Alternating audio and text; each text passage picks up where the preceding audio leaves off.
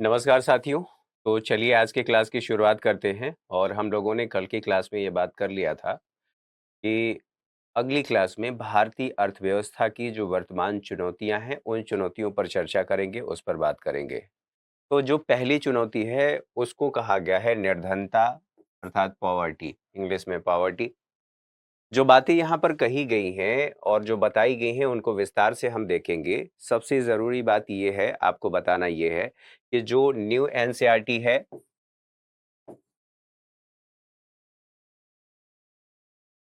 New NCERT इसमें आपको ये लेसन देखने को नहीं मिलेगा। न्यू एनसीईआरटी से ये लेसन पूरा हटा दिया गया है। निर्धनता आपके सिलेबस में है, गरीबी भी आप कह सकते हैं, वो आपके सिलेबस में है, तो ये आपको पढ़ना ज़रूरी है। इसी बात को ध्यान में रखते हुए कि इसकी उपयोगिता है, इसकी आवश्यकता है, आपसे पूछा जाएगा, आपके सिलेबस में है, तो इसको हम ओल्ड एनसीईआरटी से कवर कर लें। तो यहाँ पर देख लें, ये आपसे सबसे पहले इसमें क्या-क्या देखने को मिलेगा, तो इसका अर्थ क्या है, अर्थात निर्धनता किसको कहते हैं। यहीं पर एक बात समझ लेनी है कि जो जीवन की मूलभूत आवश्यकताएं होती हैं, अगर उन आवश्यकताओं को पूरा करने में कोई व्यक्ति सक्षम नहीं है, तो आप उसे कहेंगे कि ये गरीब है या निर्धन है।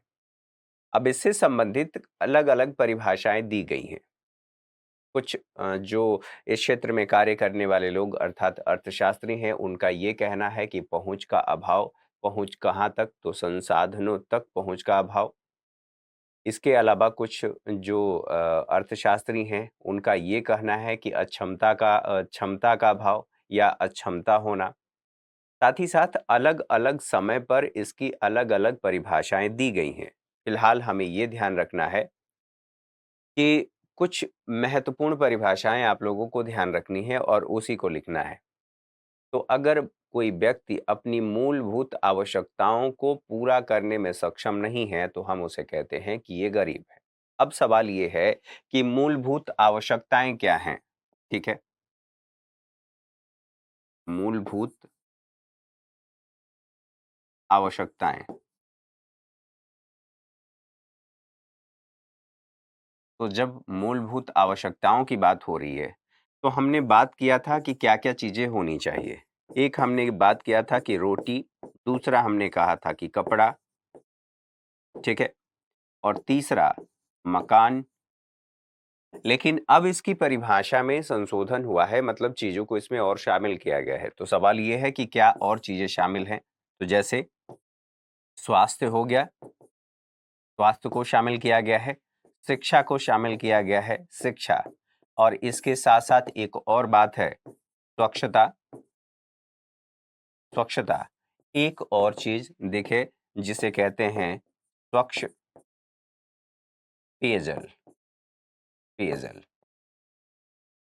अब इतनी सारी चीज़ें इसमें विस्तार से बता दी गई हैं ये कि ये सारी चीज़ें इसमें शामिल है, अर्थात ये मूलभूत आवश्यकताएँ हैं। इसके बिना व्यक्ति का जीवन नहीं चल सकता। इसको हम पॉलिटी से कोरिलेट करते हैं। पॉलिटी से कैसे कोरिलेट करेंगे? संविधान का जो अनुच्छेद अनुच्छेद 21 है, इसकी समय-समय पर सुप्रीम कोर्ट ने विस्तारित व्याख्या दी है और उस व्याख्या के अनुसार ये चीज़ ध्यान रखना है कि कहा गया है कि जीवन जीने का अधिकार, इसका मतलब कतई ये नहीं है कि आप घिसटते हुए जीवन जियो। अर्थात जीवन कैसा होना चाहिए? गुणवत्तापूर्ण होना चाहिए। गुणवत्तापूर्ण जीवन आपका होना चाहिए और सम्मान के साथ जीवन होना चाहिए। सम्मान के साथ जीवन।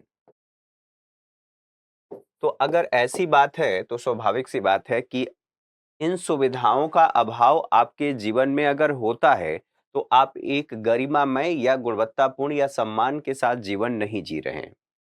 जैसे रोटी, बिना भोजन के आप रह नहीं सकते।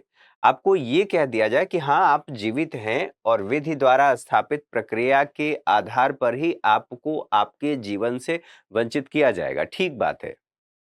लेकिन क्या ये ज़रूरी नहीं है कि हमारे पास रोटी होना चाहिए, कपड़ा होना चाहिए, मकान होना चाहिए हमारे सर के ऊपर? स्वास्थ्य सुविधाएं होनी चाहिए, जो मूलभूत स्वास्थ्य सुविधाएं हैं। शिक्षा होनी चाहिए, क्योंकि शिक्षा के बिना आप एक स्वस्थ मानव पूंजी नहीं हो सकते। साथ ही साथ स्वच्छता आपके आसपास होनी चाहिए, और जो स्वच्छ पेयजल है, जिसके बिना जीवन संभव नहीं है, वो भी उपलब्धता सुनिश्चित होनी चाहिए।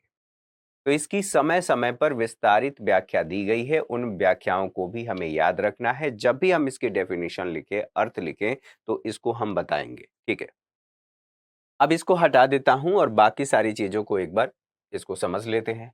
तो यहां पर कहा जा रहा है कि ये भैया देखिए, ये तो हम लोगों ने समझ लिया, अर्थ हमने समझ लिया।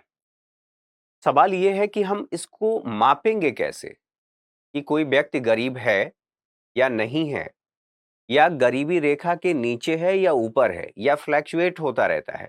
जब हम फ्लैक्चुएट की बात कर रहे हैं, तो मेरा मतलब यह है कि ये इसको हमने मान लिया एक काल्पनिक रेखा है। ये क्या है, यहाँ पर एक काल्पनिक रेखा है। किसके द्वारा बनाया गया है? मानव के द्वारा बनाया गया है। तो अगर कोई व्यक्ति इस काल्पनिक रेखा के आसपास फ्लैक्चुएट कर रहा है, फ्लैक्चुएट का मतलब यह है कि कुछ समय के लिए वो यहाँ गरीबी में है, फिर यहाँ पर बाहर जाता है, फिर ऐसे ऐसे ऐसे स्थितियां होती हैं। ठीक है, तो इसको हम क्या कहेंगे, फिर मापेंगे कैसे? और अगर केवल हम कह दें कि जीवन की मूलभूत आवश्यकताएं आपकी पूरी होनी चाहिए, तो पहले जो डेफिनेशन थी रोटी कपड़ा और मकान, और तमाम फिल्में भी इस पर बन चुकी हैं, रोटी कपड़ा और मकान। तो यहां पर देखिए, इस काल्पनिक रेखा के आधार पर हमने ये तो निर्धारित कर लिया, लेकिन हमें इसको मापना भी तो है। तो मापने के लिए कई सारे सूचकांक होते हैं। तो सूचकांक क्या बताता है? जैसे आप कहते हैं ना इंडेक्स, इंडेक्स हिंदी में इसको कहते हैं सूचकांक। ठीक है, सूचकांक। तो कोई भी सूचकांक क्या बताता है? तो इसका सीधा सीधा सा ये परिवर्तन को बताता है। परिवर्तन, परिवर्तन कैसा? तो परिवर्तन दो हो सकता है। एक तो आप कहेंगे कि पॉजिटिव परिवर्तन होता है, एक को कहेंगे कि नेगेटिव परिवर्तन होता है। जब आप पॉजिटिव परिवर्तन की बात करते हैं, तो इसका सीधा सीधा सा मतलब ये है कि आपकी स्थिति में सकारात्मक बदलाव आया है। और जब आप नेगेटिव की बात करते हैं, तो आप ये बताते हैं कि यह नकारात्मक बदलाव को दर्शा रहा है। जैसे हम ये कह रहे हैं कि जो पॉवर्टी इंडेक्स है, पॉवर्टी इंडेक्स में भारत की स्थिति जो रैंकिंग है वो गिरी है, यानी कि ये माइनस को बता रहा है। और हम ये कह रहे हैं कि जो पॉवर्टी इंडेक्स है उसमें भारत की स्थिति में सुधार हुआ है, उसकी रैंकिंग में सुधार हुआ है, तो आप पॉजिटिव बता रहे हैं। तो जो सूचकांक है या इंडेक्स कह लीजिए, ये यही बताता है कि परिवर्तन हुआ है। अब उसमें परिवर्तन कैसा हुआ है, ये आपको समझना है। तो मैंने आपको बताया कि जो सूचकांक है, इसके मापने का आधार है, और उस सूचकांक में हम देखते हैं कि दरअसल इसमें सकारात्मक वृद्धि हुई है या नकारात्मक वृद्धि हुई है। अगर सकारात्मक वृद्धि हुई है, अच्छी बात है।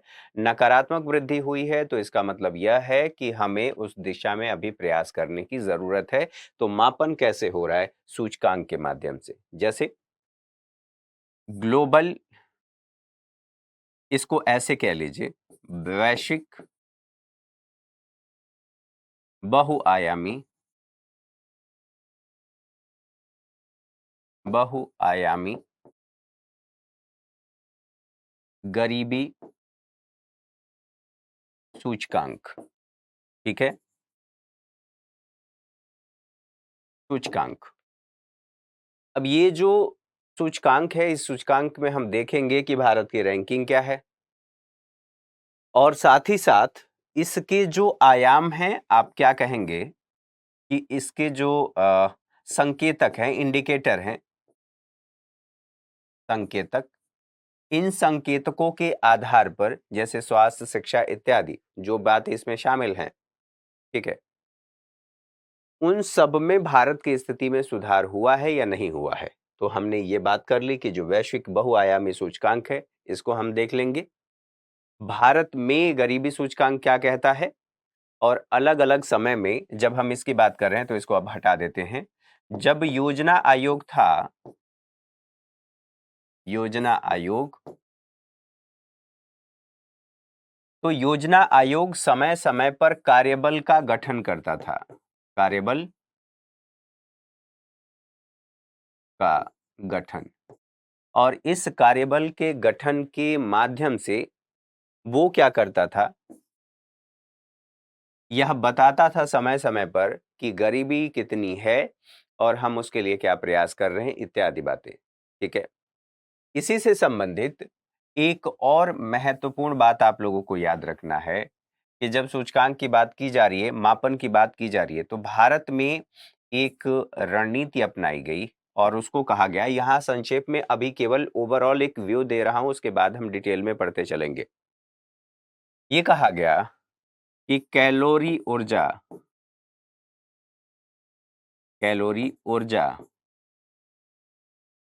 उपभोग उपभोग और इस उपभोग पर होने वाला व्यय, ठीक है, और इसके आधार पर हमने, ये सूचकांक नहीं है, केवल समझने के लिए बता रहा हूं, अगर कोई व्यक्ति निर्धारित कैलोरी ऊर्जा उपभोग करने में व्यय कर पाता है तो इसका मतलब यह है कि वो व्यक्ति गरीब नहीं है। लेकिन इसमें कुछ समस्याएं थी जिनको आगे चल करके हम समझने वाले हैं। अच्छा, एक तो ये बात ओवरऑल आपने देख लिया। बात आती है जवाहरलाल नेहरू की, तो जवाहरलाल नेहरू जब 1947 में भारत आजाद हो गया, आजाद होने के बाद उन्होंने ये कहा कि केवल इससे आजादी स्वतंत्रता नहीं है, अभी हमारे सामने बहुत सारी चुनौतियां हैं और उन चुनौतियों का समाधान करना है और तब जाकर के हम वास्तव में स्वतंत्र होंगे। साथ ही साथ उन्होंने यह भी कहा कि ये जो हमारे सामने चुनौतियां हैं, इनका समाधान करना पड़ेगा और समाधान करने के लिए उन्होंने कहा संविधान सभा के संबोधन के समय, दरअसल गरीबी से हमें स्वतंत्रता चाहिए। किससे? गरीबी। और भी बातें इसमें शामिल हैं, लेकिन गरीबी की बात यहां पर कही गई। ठीक। दूसरी बात, यह भी कहा गया कि ये जो गरीबी का हम आकलन करते हैं, ये दरअसल जरूरी क्यों है? तो आप ये सोचिए कि मान लीजिए यहां पर थोड़े समय के लिए एक सूचकांक जारी किया गया, यहां पर हमने ये लिख दिया, जारी किया गया। ठीक है, हमने ये भी बता दिया कि यह परिवर्तन को बता रहा है। परिवर्तन, कैसा परिवर्तन? पॉजिटिव और नेगेटिव परिवर्तन, दो बातें बता दिया। लेकिन आप एक बात सोचिए, परिवर्तन बता तो दिया, लेकिन इसका हम करेंगे क्या? यही सोचने वाली बात है कि जब हमारे पास ये आंकड़े आ गए सकारात्मक और नकारात्मक परिवर्तन से संबंधित, तब हम क्या कर पाएंगे? विश्व को बदलने का आह्वान करेंगे कि भैया, विश्व में गरीबी है, भारत में गरीबी है और विश्व में जो गरीबी है उसको हम बदलें और जो अमीर और गरीब की खाई है उस खाई को हम कम करें। तो अगर कोई भी कार्य आप कर रहे हैं, कोई भी रणनीति आप अपना रहे हैं, तो उसके लिए सबसे ज़रूरी चीज़ है कि आपके पास उससे संबंधित डेटा होना चाहिए और ये डेटा की ही तो बात कर रहा है। सूचकांक क्या बता रहा है कि परिवर्तन, कैसा परिवर्तन? सकारात्मक या नकारात्मक? अगर नकारात्मक हुआ है, तो हम सुधार करने की ज़रूरत है। सकारात्मक अगर हो रहा है, तो हमें और उस दिशा में प्रयास करना चाहिए और अपने प्रयासों को तीव्र करना चाहिए। हमें ये पता चल जाएगा, हमें इस बात की जानकारी हो रही है कि दरअसल हमारे द्वारा जो नीतियाँ अपनाई गई हैं और जो गरीबी निवारण के लिए, निर्धनता निवारण के लिए कदम उठाए जा रहे हैं, दरअसल वो सही दिशा में हैं और हम सही दिशा में जा रहे हैं। यहाँ से ये बातें समझ में आ गई। अब इन बातों को समझने के बाद आगे बढ़ते हैं और यहाँ पर देख लेते हैं, कहा गया है कि निर्धन कौन है। तो निर्धन कौन है, इसके लिए इस बात को समझना जरूरी है। देखिए,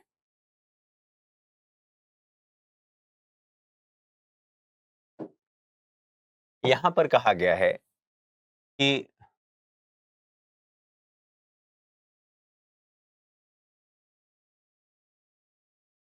सुविधाओं का अभाव और अलग-अलग, ठीक है, अलग-अलग समय पर इसकी अलग-अलग डेफिनिशन दी गई है।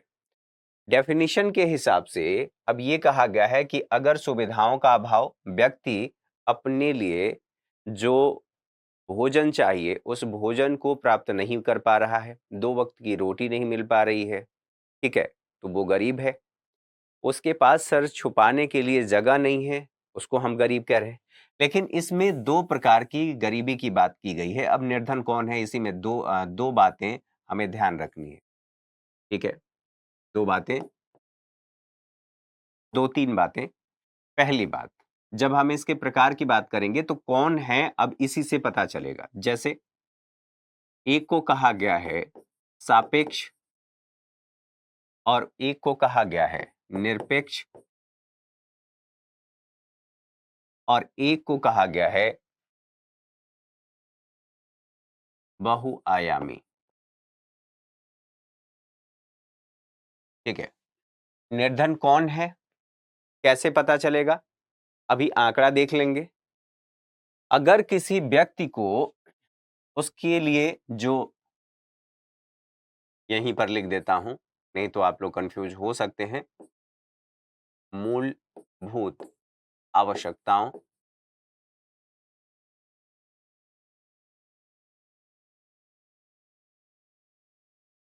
के अभाव वाले व्यक्ति, अभाव वाले व्यक्ति, ठीक है? अब इसमें कहा जा रहा है कि ये कौन है, तो यहां पर 2 तरह के हैं, सापेक्ष। तो 2 व्यक्तियों के बीच जब तुलना कर दी जा रही है, तो हम उसे कह रहे हैं कि यह सापेक्ष गरीबी है। सापेक्ष गरीबी कैसे? जैसे एक यहां पर अडानी की बात कर लीजिए और यहां पर किसी एक व्यक्ति की, आप अपने आप को रख करके देख लीजिए, XYZ, ठीक है? हमारे पास अपने जीवन की मूलभूत आवश्यकताएं, यहां पर मूलभूत आवश्यकताओं की बात की जा रही है, पूरा करने के लिए संसाधन अवेलेबल हैं। कम से कम सिर छुपाने के लिए छत है, खाने के लिए रोटी है, पहनने के लिए कपड़ा है, ठीक है? इसके साथ-साथ बाकी जो स्वच्छ पेयजल, स्वच्छ वायु तो कहना ही दुश्वार है और खास करके अगर दिल्ली की बात की जाए तो स्वच्छ वायु तो ठीक, हमारे पास ये है, लेकिन अडानी की अपेक्षा हम गरीब हैं। इस बात को समझ गए आप कि 2 व्यक्तियों के मध्य हमने तुलना कर दिया और ये बताया कि अडानी की अपेक्षा हम गरीब नहीं हैं, लेकिन अडानी की अपेक्षा हम गरीब हैं। एक तो ये बात हो गई। अब बात आती है निरपेक्ष गरीबी की। निरपेक्ष गरीबी, तो इसमें केवल आप इतना समझिए कि वो व्यक्ति जो रेहड़ी पटरी पर रहते हैं, वो व्यक्ति जो अपने सर को नहीं छुपा सकते। आप रात में अगर दिल्ली या किसी महानगर या किसी बड़े कस्बे में आप चले जाइए, तो कस्बे के आस-पास आप देखेंगे, रेलवे स्टेशन पर देखेंगे, बहुत से ऐसे लोग हैं जो आपको सोते हुए और ऐसे मलिन कपड़ों में, गंदे कपड़ों में पॉलीथीन और क्या-क्या चीज़ें लपेटे हुए मिल जाएँगे। तो वो ऐसे गरीब, ऐसे लोग हैं जिनके जैसा कोई नहीं है। उनके जैसा कोई नहीं है का मतलब हमारे और आपसे तुलना कर लीजिए। उनके पास जीवन की मूलभूत आवश्यकताओं को पूरा करने के लिए संसाधन नहीं है। उनको हम क्या कह रहे हैं? यह निरपेक्ष गरीबी है। अब ये बात हो गई कि ठीक है भैया, सापेक्ष और निरपेक्ष गरीबी तो हमने समझ लिया, लेकिन केवल इससे काम चलने वाला नहीं है। काम क्यों नहीं चलने वाला है? तो इसके लिए कहा गया कि इसलिए काम नहीं चलेगा क्योंकि केवल रोटी, कपड़ा और मकान हमारे पास उपलब्ध हो जाए, इसी से काम नहीं चलेगा। तो फिर हमें क्या चाहिए? हमें कैसा चाहिए जीवन? तो गुणवत्तापूर्ण जीवन चाहिए। तो हमें ये भी देखना पड़ेगा, पेट तो भर गया, ठीक बात है। लेकिन हमारे पास क्या शिक्षा है? शिक्षा, स्वास्थ्य और स्वच्छ स्वच्छता कह लीजिए, इसी में स्वच्छ पेयजल। तो बहुआयामी गरीबी सूचकांक एक जारी किया जाता है जिसे मल्टी पावर्टी इंडेक्स कहते हैं, और उसमें बताया गया है कि भैया केवल इससे नहीं, हमें यह भी तो देखना पड़ेगा। केवल खाना मिल गया ये ठीक बात है, इससे काम चल जाएगा? नहीं चलेगा। हमें शिक्षा भी तो चाहिए, ताकि जो मानव संसाधन हम हैं, अगर याद हो आप लोगों तो मानव संसाधन और मानव पूंजी के बारे में हम लोगों ने पढ़ा था। हम मानव संसाधन जरूर हैं, लेकिन हमें मानव पूंजी में भी तो बदलना है। और मानव पूंजी में हम कब बदलेंगे? जब हमें शिक्षा मिलेगा, स्वास्थ्य सुविधाएं मिलेंगी, और उसके साथ साथ हमें कौशल भी मिलेगा। तो अगर इसको मैं ऐसे कहूं कि मानव संसाधन से हमें पूंजी में कैसा, मानव पूंजी संक्षेप में लिख रहा हूं, इसके लिए क्या चाहिए? हमें चाहिए शिक्षा, हमें चाहिए स्वास्थ्य, और इसी के साथ साथ हमें चाहिए कौशल। ठीक है, ये तीन चीजें होंगी, तब हम मानव संसाधन से मानव पूंजी में तब्दील होंगे। तो आप भोजन की आवश्यकताओं को तो पूरा कर दिए, लेकिन इस लायक भी तो बनाना होगा कि वह व्यक्ति हमेशा आप पर निर्भर न रहे। इसके लिए उसे शिक्षा देना होगा, स्वास्थ्य सुविधाएं उपलब्ध करानी पड़ेंगी, और उसे कौशल देना पड़ेगा, ताकि वह सेल्फ डिपेंडेंट हो सके और वह कार्यशील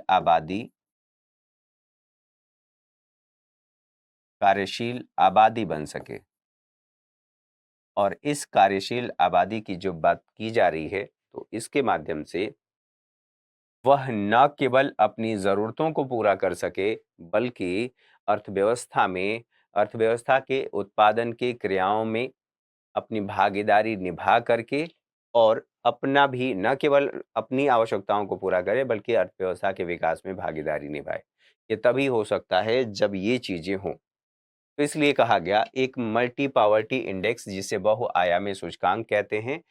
तो सूचकांक की बातें आप देखेंगे कि उसमें कौन कौन से उसके कंपोनेंट हैं, या कौन कौन सी बातें उसमें देखी जाती हैं। तो यहाँ पर हम बहुआयामी गरीबी सूचकांक की बात कर रहे हैं कि बहुआयामी गरीबी की भी बात हुई, और ये कहा गया बहुआयामी गरीबी के आयाम। इसमें आप लोगों को ध्यान रखना है कि जो इसका इंडिकेटर है,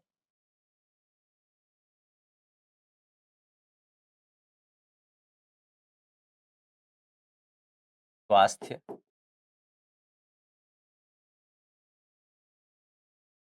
शिक्षा और जीवन स्तर, ये है जो इंडिकेटर है। यहाँ पर मैंने आप लोगों को इन जनरल ये बताया है कि बहुआयामी जो सूचकांक जारी किया जाता है, उसमें किन किन बातों का हमें ध्यान रखना चाहिए। और बहुआयामी गरीबी इसको माना जाएगा कि अगर इन सुविधाओं तक हमारी पहुंच नहीं हो पा रही है, तो यह दो तरह के इंडिकेटर जारी किए जाते हैं, एक वैश्विक स्तर पर और एक भारत में भी बहुआयामी गरीबी सूचकांक जारी किया जाता है। ये बातें हम लोगों ने समझ लिया। अब इन बातों को समझने के बाद निर्धनों की पहचान कैसे हो, अब इसे आप लोगों को ध्यान रखना है कि कैसे हम पहचानेंगे। तो निर्धनों की पहचान के लिए दादा भाई नौरोजी ने सबसे पहले प्रयास किया, और उन्होंने ये बताया, वो जेल में गए और जेल में देखा कि जेल की जो निर्वहन लागत है, उसके आधार पर गरीबी को मापा जा सकता है। ठीक बात है, लेकिन उन्होंने यह भी बताया कि हम इसके आधार पर माप तो सकते हैं, लेकिन इसमें समस्या है। सभी लोग तो जेल में हैं नहीं। यहाँ पर बच्चों की आबादी भी तो है, बच्चे भी तो हैं, और बच्चे लगभग 1/3 हैं। तो इसलिए ये कहा गया कि इन सबको शामिल करते हुए हमें देखना पड़ेगा कि जो गरीबी है, गरीब कौन है, या यहाँ पर उनकी पहचान हम कैसे कर सकते हैं।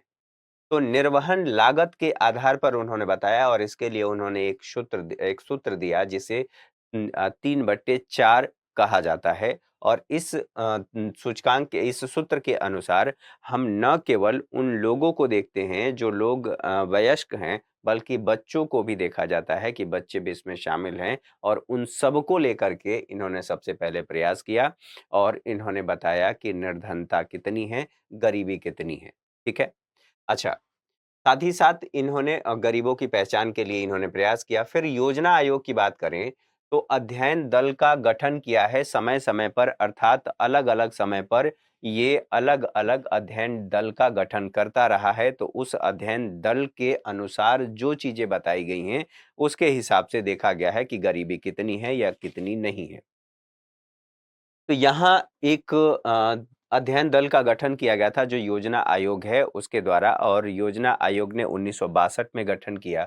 लगभग 6 या 7 के करीब योजना आयोग ने गठन किया था और उसमें बताया गया था आप एक देखेंगे दांडेकर करके गठन हुआ था। ये दांडेकर कार्य समूह दांडेकर और एन रथ।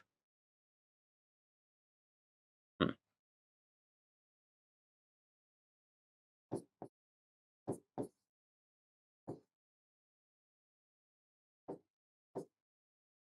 एन रथ ये किया गया था। 1962 में किया गया था योजना आयोग कार्य समूह इसे कहा जाता है। इसके साथ-साथ कुछ और भी गठन किए गए थे जो इस समय रिमाइंड नहीं हो रहा है फिलहाल।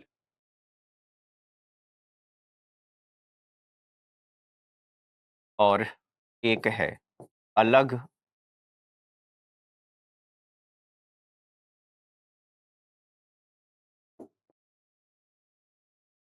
1979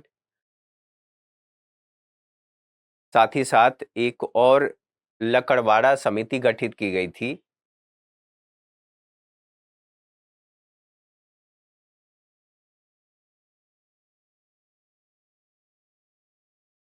समिति लकड़वाड़ा समिति के अलावा कुछ और समितियां गठित गठित की गई हैं जैसे तेंदुलकर समिति की बात करेंगे। तेंदुलकर 2009 में तेंदुलकर और एक और समिति है। हुँ,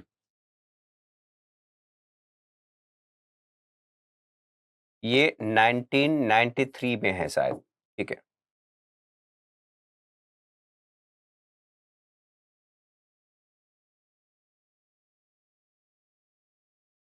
तेंदुलकर समिति, तेंदुलकर समिति के साथ-साथ रंगराजन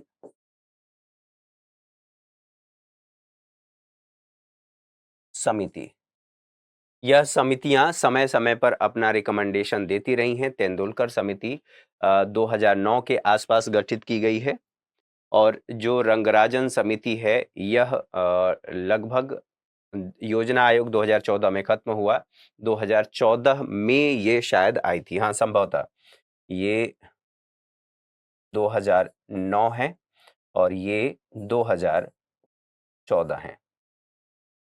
तो समय-समय पर ये समितियाँ गठित की गई हैं और इन समितियों ने इससे संबंधित जो गरीबी है, उनकी पहचान करने के अलग-अलग मानदंड बताए हैं।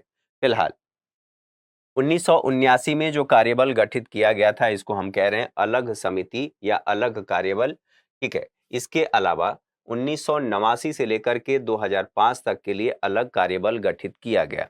अब ये का कार्यबल गठित किया गया वैज्ञानिक तरीके से भी भारत में जो गरीबी है उसकी पहचान करने की कोशिश की गई। अब यहीं पर इससे संबंधित जो आंकड़े हैं, वो ये बताते हैं कि मान लीजिए हम निर्धनता रेखा पहचान तो हमने कर ली, अलग-अलग समय पर बताया गया, लेकिन उसके लिए क्या चीज़ें निर्धारित की गई, किन आधारों पर बताया गया? इसके लिए न्यूनतम कैलोरी उपभोग का मौद्रिक मान मापा गया। अब न्यूनतम कैलोरी उपभोग के मौद्रिक मान को एक बार समझ लेते हैं। ये कहा गया था कि अगर ग्रामीण क्षेत्रों में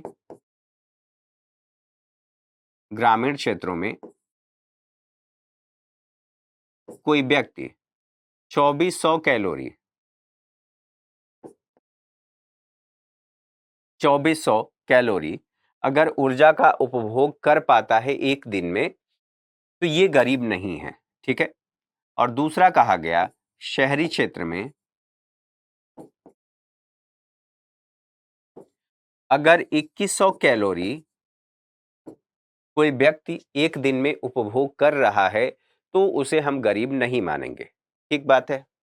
अब इसके लिए कहा गया कि ये कैलोरी उपभोग तो कर रहा है।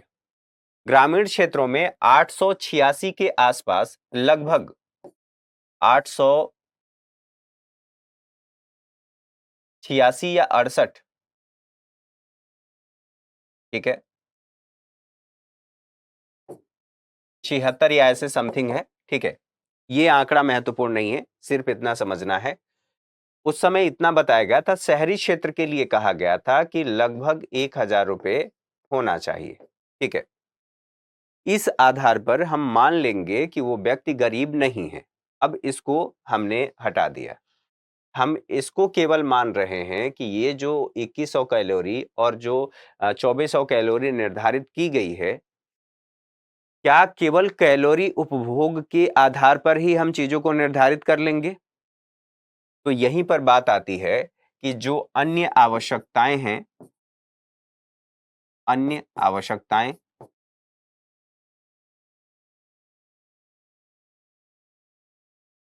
हमें यह भी तो ध्यान रखना होगा, इसको इसमें नहीं बताया गया और इसीलिए कहा गया कि यहां पर समस्या है।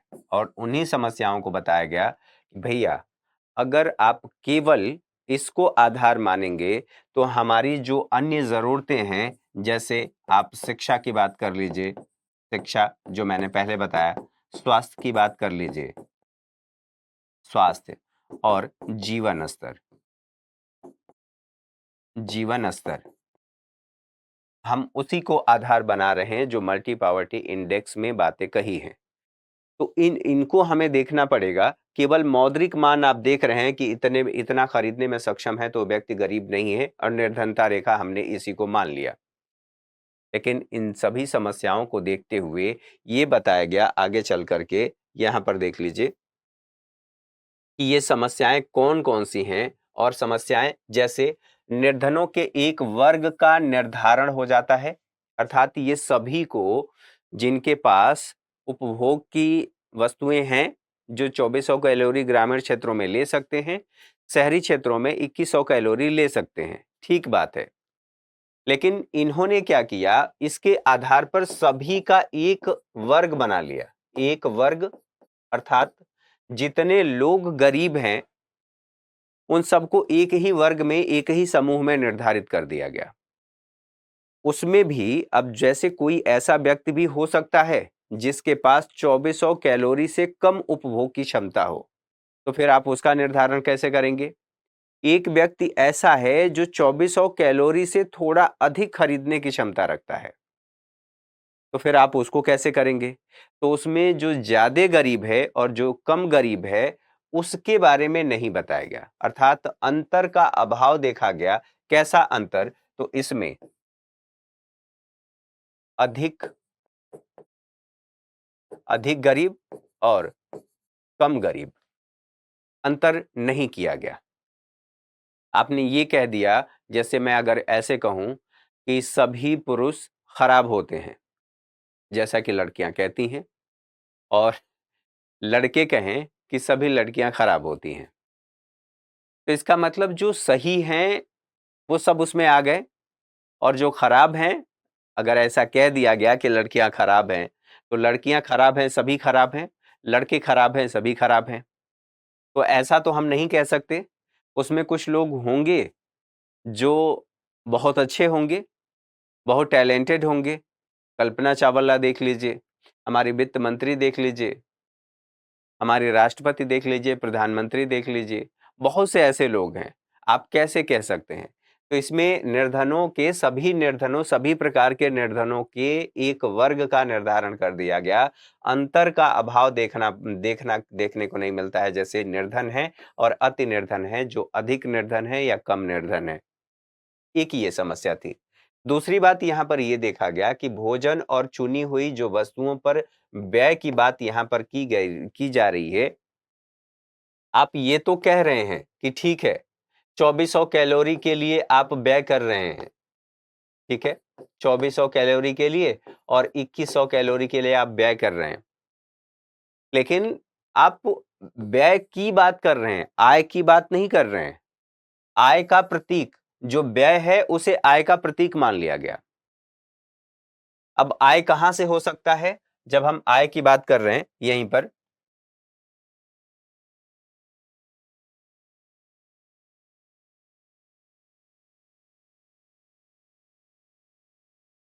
ठीक है, हम ये कह रहे हैं व्यय, व्यय किया गया, लेकिन केवल व्यय किया गया अर्थात खर्च किया गया। आय की बात आपने की, आय कहां से हुई? अब इस आय के लिए हो सकता है कि सरकार ने, ठीक है, सरकार के द्वारा दे दिया गया और आपने इसको व्यय कर दिया, अपनी जरूरतों को पूरा कर लिया। जरूरतों को पूरा करने का मतलब 2400 कैलोरी और 2100 कैलोरी। तो इस व्यय को ही आय का आधार मान लिया गया। ये आय कहां से हुआ, कितना हुआ, इसके बारे में कुछ भी नहीं कहा गया था। तो एक तो ये समस्या देखी गई कि भैया यहां पर चुनी हुई वस्तुओं का मतलब केवल भोजन में शामिल किया गया है। अब भोजन में हो सकता है जब आप कैलोरी की बात कर रहे हैं तो कैलोरी के लिए कई सारे स्रोत हैं, उन स्रोतों का भी तो ध्यान रखना पड़ेगा कि सही स्रोत है या नहीं है। अब ये कह दिया जाए कि भैया कैलोरी तो ठीक है, बादाम भी तो कैलोरी के रूप में देखा जा सकता है। तो क्या उतने रुपए 800 कुछ रुपए निर्धारित किया गया, 1000 रुपए निर्धारित किया गया, तो क्या आप उसमें बादाम खरीद के खा सकते हैं? अब आप कहेंगे कि किसी और स्रोत से पूरा कर लीजिए, तो कोई और स्रोत भी तो हमें देखना पड़ेगा कि उस रेंज में आ रहा है या नहीं आ रहा है। तो यहाँ पर सबसे बड़ी समस्या यही थी कि व्यय को आय का आधार मान लिया गया और यहाँ पर यह भी कहा गया कि इसकी वजह से हम पहचान नहीं कर पा रहे हैं कि अधिक सहायता किसको मिली और कम सहायता किसको दी जानी चाहिए। जब हम इसको मान लेंगे तो हमें ये नहीं पता चल पाएगा कि एक व्यक्ति ऐसा है, अगर हम निर्धनता रेखा इसे मान रहे हैं तो एक व्यक्ति यहां पर है, ऐसे फ्लक्चुएट कर रहा है, और एक व्यक्ति ऐसा है जो थोड़ा सा ऊपर आया और ऐसे बना हुआ है, ऐसे बना हुआ है। तो सबसे ज्यादा हमें यह देखना है कि इस व्यक्ति को हमें सहायता पहुंचानी है, ना कि इस व्यक्ति को। ये व्यक्ति तो ऊपर नीचे हो रहा है निर्धनता रेखा के, लेकिन हमें ये समझना पड़ेगा कि इसको हम कैसे समझेंगे, इसको कैसे देखेंगे और इसकी जरूरतों को हम कैसे पूरा करेंगे। अब जो गरीबी रेखा के निर्धारण के लिए जो एक रेखा मान ली गई उपभोग के आधार पर, और इसी को कह रहे हैं ये निर्धनता रेखा, ये काल्पनिक रेखा है। अगर इसके नीचे, इस रेखा के नीचे कोई व्यक्ति है, ठीक है, तो उसे हम कहेंगे बिलो पॉवर्टी लाइन, और अगर इस रेखा के ऊपर है तो हम कहेंगे यह बिलो एबव लाइन, ठीक है। तो इस आधार पर हम कैसे आर्थिक सहायता किसको कितना देंगे, इसका निर्धारण कैसे कर पाएंगे, एक ये समस्या थी। दूसरी समस्या यहां पर देखी गई, जो निर्धनता के अन्य कारक हैं जैसे कि बुनियादी शिक्षा और स्वास्थ्य, पेयजल और स्वच्छता, जो हम लोगों ने पहले बात किया, केवल हम इससे पूरा नहीं कर सकते, हमें यह भी तो देखना पड़ेगा। ये हम कैसे समझेंगे? केवल इससे तो काम चलने वाला है नहीं, केवल खाना मिल गया, पेट भर गया, हमें आगे प्रगति भी तो करनी है। तो इसके लिए कहा गया कि हमें बुनियादी शिक्षा मिलनी चाहिए, पेयजल मिलना चाहिए और स्वच्छता भी होनी चाहिए, ताकि हमारे जीवन में गुणात्मक परिवर्तन आ सके, या गुणात्मक या क्वालिटेटिव लाइफ हम जी पाएं। तो एक ये बात कही गई कि इसके बारे में अन्य कारकों का निर्धारण इससे नहीं होता है। दूसरी बात, स्वास्थ्य सामाजिक कारकों की उपेक्षा की गई है। स्वास्थ्य और सामाजिक कारक कैसे? जैसे निरक्षरता है, आप निरक्षर हैं तो आप गुणवत्तापूर्ण जीवन नहीं जी सकते। अस्वस्थता अर्थात आप अस्वस्थ हैं, स्वास्थ्य सुविधाएं उपलब्ध नहीं हो पा रही हैं, तो आप अपने जीवन को गुणात्मक कैसे बताएंगे? संसाधनों की अनुपलब्धता, जिसके माध्यम से आप प्रगति कर सकते हैं, उसकी बात कही गई है। भेदभाव, भेदभाव कैसे निर्धारित होता है? समाज में आज भी पैसे को आधार माना जाता है, तो यहाँ पर भेदभाव की बात है। ये अन्य कारक हैं। नागरिक की बात करें और राजनीतिक स्वतंत्रता की बात करें कि नागरिकों को राजनीतिक स्वतंत्रता जब वो सशक्त होंगे आर्थिक रूप से, जब सामाजिक रूप से सशक्त होंगे, तब जाकर के उनके नागरिक अधिकारों की प्राप्ति होगी और वो अपने नागरिक अधिकारों तक पहुंच पाएंगे। जैसे आप बात कर सकते हैं फंडामेंटल राइट, थोड़े समय के लिए समझ लीजिए फंडामेंटल राइट, ठीक है। तो इन सभी समस्याओं को यहाँ पर बताया गया कि इसमें जो ये निर्धारण का आधार या निर्धारित किया गया था, दरअसल इसमें कुछ मूलभूत बातों की उपेक्षा की गई, अर्थात समस्याएं हमारे सामने देखी गई। अब इन बातों को समझने के बाद यहाँ पर बात कर लेते हैं विकास का अर्थ क्या है। तो जब हम विकास के अर्थ को समझेंगे तो उससे और सारी चीजें क्लियर हो जाएंगी। जैसे कर्म पथ की बाधाओं को दूर करना। कर्म पथ की बाधाएं क्या हैं? जैसे निरक्षरता। अगर आप निरक्षर हैं तो आप बाजार में जाकर के आप मार्केट में या बाजार के अनुकूल जो रोजगार है उसकी मांग नहीं कर सकते, ठीक है। रोजगार की मांग नहीं कर सकते। आप अपने अधिकारों के बारे में नहीं समझ सकते। आपको निर्णय लेना निर्णय आप सही निर्णय नहीं ले पाएंगे कि हमारे पास कितने विकल्प हैं और किस तरह से लेना चाहिए। साथ ही अगर अस्वस्थता की स्थिति है तो आप स्वस्थ मानव संसाधन नहीं हैं, तो कार्य करने की क्षमता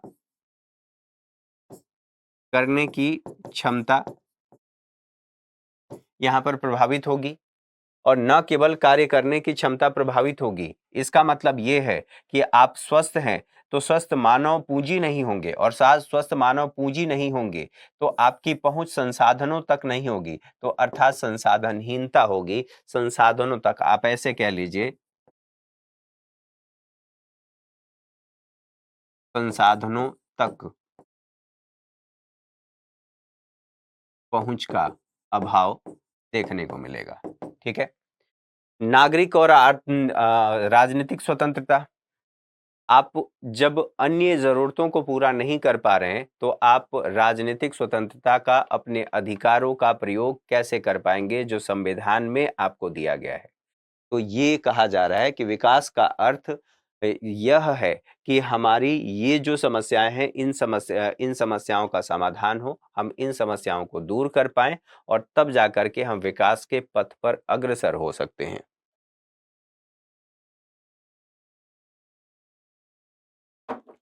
ठीक है। इन बातों को समझने के साथ साथ भारत में निर्धनों की संख्या को देख लेते हैं कि भारत में निर्धनों की संख्या कितनी है। तो निर्धनों की संख्या के बारे में यह बताया गया है एनसीईआरटी में ही, पुरानी वाली एनसीईआरटी में उस समय के हिसाब से जो डेटा दिया गया है उसको देख लेते हैं। गरीबों की संख्या लाख में बताया गया है। तो कब कितने थे, कितनी हमने प्रगति की, तो यहां देखिए 1973-74 में ये कितनी, ये बता रहा है कि शहरी क्षेत्र है, जो गुलाबी कलर की ये लाइन है ये बता रहा है कि शहरी क्षेत्र में कितनी है, और जो ब्लैक कलर की ये लाइन है ये बता रहा है कि ग्रामीण क्षेत्रों में। तो आप देखिए ग्रामीण क्षेत्र पहले ही ऐसे पता चल रहा है कि सबसे ज्यादा जो गरीबी है वो ग्रामीण क्षेत्रों में है और शहरी क्षेत्रों में कम है। अब 1973-74 में क्या स्थिति थी, यहाँ पर 50 लाख के आसपास, ये जो बता रहा है कि वित्त मंत्रालय भारत सरकार का जो आर्थिक सर्वेक्षण है उसके अनुसार ये बताया गया है। गरीबों की संख्या लाखों में बताया गया है यहाँ पर। और यहाँ पर देखिए 2011-12 में ये आंकड़ा एकदम इसके आसपास है, ये इससे 52-53 के आसपास यहाँ पर दिखाया जा रहा है, उससे भी ज्यादा है, ठीक है। उसके बाद यहाँ पर बढ़ता हुआ दिखाई दे रहा है, कौन से 2004-5 में, और उससे और ज्यादा यहाँ पर दिखाया गया है कि 2009-10 में ये संख्या, ये आंकड़ा ज्यादा देखा गया। अब बात कर लेते हैं यहाँ पर, तो 1973-74 में ही 250 लाख से अधिक, क्योंकि यहाँ पर है उसके बाद 300 लाख है, तो आप देखिए ये बताया गया है 250 लाख से ज्यादा हैं। आप ऐसा कह सकते हैं कि 275 के आसपास, ठीक है। फिर उसके बाद ये 93-94 में थोड़ी-सी कमी देखने को मिली, अर्थात इस लाइन से नीचे आए। फिर यहाँ पर देखिए, ये स्थिति, यहाँ पर 2004-5 में ये बढ़ता हुआ दिखाई दे रहा है कि इससे भी आगे चला गया है, ये ऊपर चला गया है। फिर ये लाइन 2011-12 में देखने को मिल रहा है कि इसमें कमी आ रही है, और यहाँ पर आप देखेंगे तो 200 लाख के आसपास से कम दिखाई दे रहा है। तो एक तो ये बात हमने समझ लिया। साथ ही अब यहाँ पर बात किया जाए कुल संख्या में, जो कुल संख्या है उसमें अनुपात देख लें तो ये शहरी क्षेत्र और ग्रामीण क्षेत्र दोनों को दर्शा रहा है। तो 1973-74 में कितना था, यहाँ पर देखिए 50% की बात कही गई है, और ये लगातार ऐसे कम हुआ है। आप ऐसे 2011-12 की बात करेंगे, यहाँ पर कमी दिखाई दे रही है। और साथ ही ग्रामीण क्षेत्रों की बात करें तो यहाँ पर सबसे ज्यादा था। अब इसके अनुसार देखिए 2000 1993-94 में कमी आई।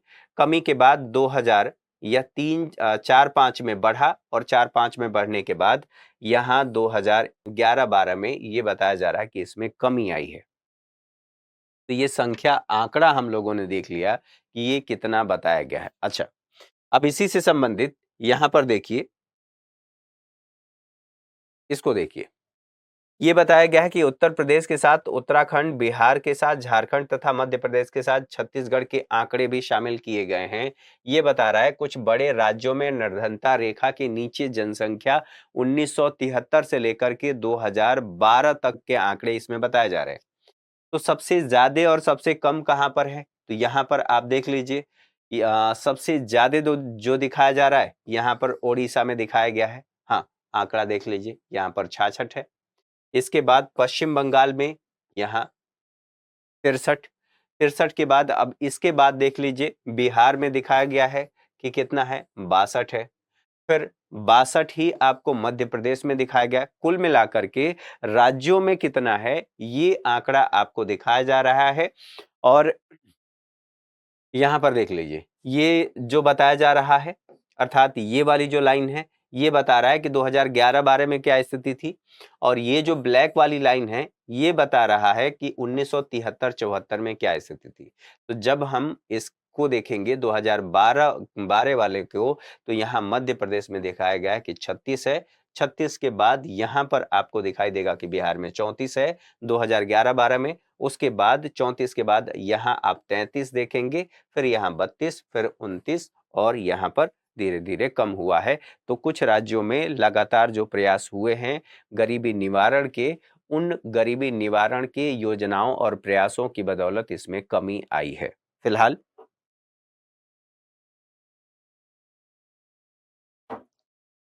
अब यहाँ पर देख लेते हैं, जो हम लोगों ने बात किया था चिरकालिक निर्धनता, अल्पकालिक निर्धनता और गैर निर्धन। तो निर्धनता रेखा जो मैं आप लोगों को उस समय बता रहा था, एक काल्पनिक रेखा है जो खींच दी गई है और उसके आधार पर निर्धारित किया गया है। तो इधर से शुरू करते हैं और एक एक करके देख लेते हैं। ये विशिष्ट कोटि बताई गई है, और इस निर्धनता रेखा के जो सदैव निर्धन है, इसके नीचे वाली स्थिति को देखिए, ये निर्धनता रेखा है, इसके नीचे वाले की बात की जा रही है। तो ये व्यक्ति जो यहाँ पर हैं, इसको हम वास्तविक रेखा मान रहे हैं, और ये काल्पनिक रेखा, इसी के आधार पर हम निर्धारित कर रहे हैं। इसके नीचे वाले को हम कहेंगे कि बिलो पॉवर्टी लाइन। अब बिलो पॉवर्टी लाइन तो ये भी है, और बिलो पॉवर्टी लाइन में ये भी है। तो इस व्यक्ति की अपेक्षा ये व्यक्ति जो है वो ज्यादा गरीब है। इसको कहा गया है कि यह सदैव निर्धन रहा है, हमेशा से ही निर्धन रहा है। और यहां पर कहा गया है कि ये व्यक्ति ऐसा है जो सामान्य सामान्य तथा निर्धन है, सामान्य है, निर्धन है। ये कभी यहां पर स्थिति रही है, और कभी इसकी देखी गई है कि यह बिलो पॉवर्टी लाइन से एबव पॉवर्टी लाइन में चला गया है, ऊपर चला गया है। फिर इसकी स्थिति जैसे रोजगार मिला, उसको आय हुई, तो ये स्थिति उसकी हुई, और अन्यथा यह गरीबी में रहा है। इन दोनों को बता करके दोनों को एरो के माध्यम से बताया गया है कि इसे हम कह रहे हैं कि यह चिरकालिक निर्धन है, लंबे समय से ये निर्धन बना हुआ है। अच्छा, इधर देख लेते हैं। अब चक्री निर्धन, चक्री निर्धन का मतलब ये है कि ये जो रेखा है इस रेखा के बाद ये जो हमारी काल्पनिक रेखा है निर्धनता की, जब इसको काम मिला, रोजगार मिला, इसकी आय हुई तो यह निर्धनता रेखा से ऊपर चला गया, रोजगार नहीं मिला तो फिर ये नीचे आ गया। फिर उसके बाद ये जैसे-जैसे इसकी स्थिति सुधरती है, जैसे-जैसे इसको रोजगार मिलता है, वैसे-वैसे ये फ्लक्चुएट होता रहता है। अर्थात पहले निर्धन था, फिर निर्धनता में कमी आई, फिर बीपीएल में आ गया। तो इसको कहा जा रहा है कि ये इसकी चक्रीय स्थिति है। अर्थात ये नीचे ऊपर होता रहता है। दूसरा यहाँ पर बताया गया है कि ये देखिए, ये वाली जो स्थिति है, ये कभी बहुत ज़्यादा ऊपर चला जा रहा है और कभी इसको रोज़गार नहीं मिली या कोई कोई ऐसी समस्या हो गई जिसकी वजह से ये नीचे आ गया, अर्थात बिलो पॉवर्टी लाइन के नीचे आ गया। लेकिन एक बार ऐसी स्थिति हुई, तो यह कहा गया है कि यह अनियमित निर्धन है। ठीक है? ये हमेशा के लिए निर्धन नहीं है, ये अनियमित है और इसकी स्थिति एबव पॉवर्टी लाइन में सबसे ज्यादा देखी गई है। इसकी स्थिति जो चक्रीय निर्धन है, इसकी स्थिति हमेशा दोनों में फ्लक्चुएट होती रही है। इसको कहा गया है कि यह दोनों मिलकर के क्या बनाते हैं, तो इनको कहा जाता है कि यह अल्पकालिक निर्धन है या अल्पकालिक निर्धनता है। ठीक है। अब एक वो व्यक्ति है जो इससे जो बिलो पॉवर्टी लाइन है, जो ये सॉरी निर्धनता रेखा है, इस निर्धनता रेखा से हमेशा ही ऊपर रहा है। ये कभी इस लाइन को टच भी नहीं किया या इसके नीचे नहीं आया। तो इसको कहा जा रहा है कि यह कभी भी निर्धन व्यक्ति नहीं है और यह इसको दूसरे शब्दों में कहा गया है कि यह गैर निर्धन व्यक्ति है। तो ये आपने देखा, जो पहले हम लोग बात कर रहे थे निर्धनता रेखा की, कि कौन निर्धन है, हम लोगों ने 2-3 बातें देख ली। हमने निर्धनता के अर्थ को देख लिया, गरीबी के अर्थ को देख लिया, उसका मापन कैसे हो रहा है वो देख लिया, समितियों के बारे में बात कर लिया, कौन-कौन सी समितियां हैं। उसके साथ-साथ हमने ये भी बात कर लिया कि उसमें समस्याएं क्या थी और समस्याओं को ध्यान में रखते हुए जो मल्टी पावर्टी इंडेक्स है, उस मल्टी पावर्टी इंडेक्स में हम लोगों ने 3 बातें की, स्वास्थ्य, शिक्षा और जीवन निर्वहन। इन दोनों बातों को ध्यान में रखते हुए फिर हमने ये बात कर लिया कि उसमें जो चीजें शामिल हैं वो भी हमारे जीवन के लिए आवश्यक है। आवश्यक के बाद जो ये निर्धनता रेखा है, निर्धनता रेखा में कैसे-कैसे क्लासिफिकेशन किया गया है, ये बातें हम लोगों ने देख लिया। ठीक है। इन बातों को समझने के बाद अब यहाँ आगे बढ़ते हैं और बात कर ये कर लेते हैं, निर्धनता क्यों होती है? तो निर्धनता क्यों होती है? तो सबसे पहले निम्न पूंजी निर्माण। मान लीजिए पूंजी निर्माण की जब बात की जा रही है, आप गरीब हैं, आप बचत नहीं कर पा रहे हैं, ठीक है? पूंजी निर्माण नहीं हो रहा है, देश में पूंजी निर्माण नहीं हो रहा है, ठीक है? आप ऐसे कह लीजिए,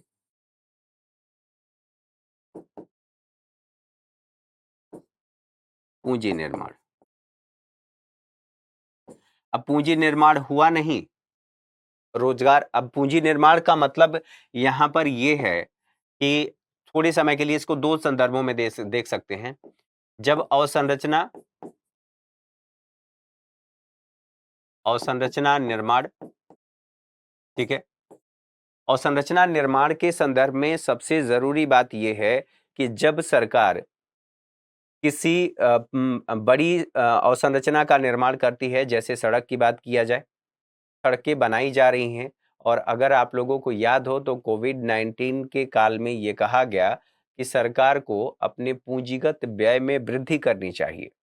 पूंजीगत व्यय में जैसे अवसंरचना निर्माण, सड़कों का निर्माण, रेलवे लाइन का निर्माण, तो जब इस पर सरकार खर्च करेगी तो इससे लोगों को रोजगार मिलेगा और जब लोगों को रोजगार मिलेगा तो अर्थव्यवस्था में मांग बढ़ेगी। तो जब निम्न पूंजी निर्माण होगा तो अर्थात जो लोगों को आय होनी चाहिए वो नहीं हो रही है। और पूंजी निर्माण, निम्न पूंजी निर्माण का मतलब यह भी है कि जो मानव संसाधन है, मानव संसाधन, इन्हें हम जो दे सकते थे, स्वास्थ्य, शिक्षा और कौशल विकास, ये हम नहीं कर पाए। और ये नहीं कर पाए अर्थात ये पूंजी नहीं बन पाया, ये समस्या है। और देश में पूंजी का निर्माण हो ही नहीं रहा है, निम्न पूंजी निर्माण हो रहा है, तो भाविक सी बात है इससे गरीबी बढ़ेगी। साथ ही साथ हमारा बचत नहीं हो रहा है, बचत नहीं हो रहा है तो निवेश की हमारी क्षमता नहीं बढ़ेगी। एक ये बात समझ में आ गई। दूसरी बात यहां पर आती है कि जो आधारिक संरचना है, आधारिक संरचना के बारे में कई बार बता चुका हूं कि ऐसी संरचना जो आर्थिक इकाइयों के लिए आधार का काम करती हैं, उन अवसंरचनाओं का निर्माण नहीं हो रहा है। जैसे कि आप समझ लीजिए रेलवे लाइन का विकास, सड़क का विकास, अन्य जो आर्थिक इकाइयों को सहायता कर सकते हैं, उन सभी अवसंरचनाओं का निर्माण नहीं हो रहा है, उनका अभाव है। मान लीजिए यहां पर सड़क का अभाव देखा जा रहा है, इसका मतलब ये है कि ये एक स्थान से दूसरे स्थान ए और बी, इन दूसरे यहां से लेकर के यहां तक जाने की जब बात होगी, हमारे पास जो साधन है वो कम है, हमारी मोबिलिटी कम हो गई, और मोबिलिटी कम हो गई तो यहां से जो आप सामान लेकर के जाना चाहते हैं वो आपका सामान हो सकता है कि अगर सब्जी लेकर के जाना चाहते हैं, उसमें भी टमाटर लेकर के जाना चाहते हैं, वो खराब हो जाएगा। खराब हो जाएगा तो फिर यहाँ समस्या होगी, अर्थव्यवस्था में उसकी मांग बढ़ेगी, और जब मांग बढ़ रही है, मांग तो हमेशा से है, अब वो वस्तुएं उपलब्ध नहीं हो पा रही हैं, उसकी कीमतें बढ़ जाएंगी, तो ये समस्या देखने को मिलेगी। और अगर ये व्यवस्था दुरुस्त हो जाती है तो इससे हमारी आर्थिक गतिविधियां तीव्र हो जाएंगी, और अर्थव्यवस्था का जो विकास है या समृद्धि कह लीजिए, समृद्धि हमारी, विकास बड़ी संकल्पना है, यहां पर समृद्धि की पहले बात कर लेते हैं, समृद्धि कम हो जाएगी। तो ये जो आधारिक अवसंरचना में निवेश किया जा रहा है, आधारिक अवसंरचना का अभाव, एक तो अगर आप इसमें निवेश कर रहे हैं तो लोगों को रोजगार मिल रहा है, रोजगार मिल रहा है। दूसरी बात यहां पर यह देखने को मिल रही है कि इससे आर्थिक गतिविधियों में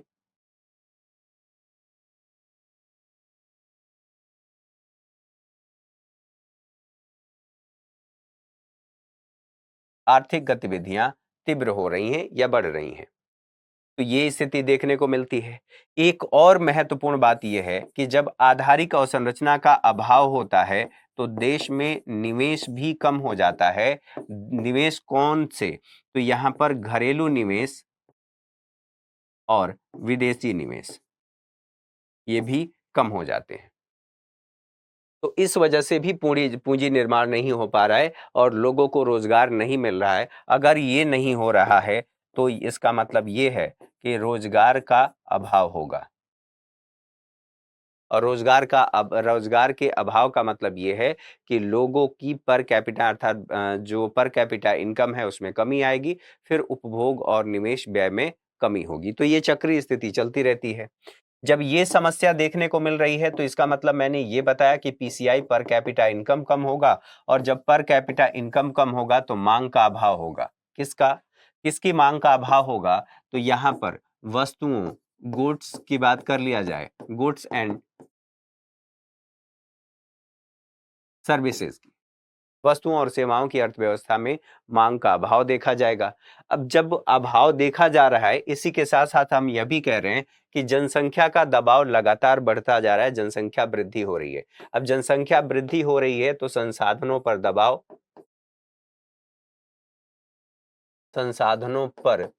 दबाव ये बढ़ता जा रहा है, और संसाधनों पर दबाव बढ़ने के साथ साथ जैसे जैसे जनसंख्या बढ़ेगी वैसे वैसे जो पर कैपिटा इनकम है वो कम होता जाएगा, क्योंकि जो हमारी राष्ट्रीय आय है और जनसंख्या में हम डिवाइड करेंगे तो ये वास्तविक तो है नहीं, केवल हमने मान लिया है।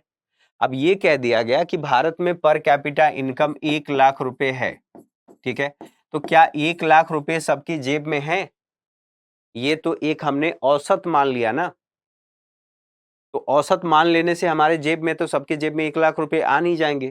तो यहाँ पर जो हम देख रहे हैं कि जनसंख्या बढ़ेगा, संसाधनों पर दबाव बढ़ेगा, और जो हमारा नेशनल इनकम है उसको हमने डिवाइड करके निर्धारित कर लिया, लेकिन वास्तव में ये स्थिति है नहीं। और जब थोड़ी देर के लिए मान भी लेते हैं 1 लाख रुपए है, तो जैसे ही जनसंख्या बढ़ेगी तो हो सकता है ये घट करके 50 के हो जाए, 50,000 हमारा पीसीआई हो जाए, और ये स्थिति भारत में देखी जा रही है।